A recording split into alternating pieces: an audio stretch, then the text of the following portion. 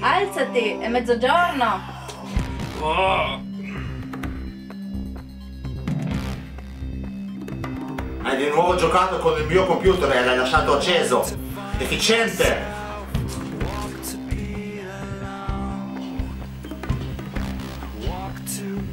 Amore, sai che giorno è oggi? No, che giorno è? È il nostro anniversario, idiota!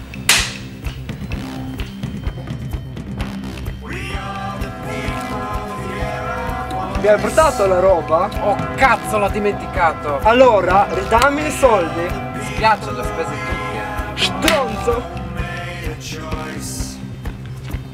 Ciao, come va?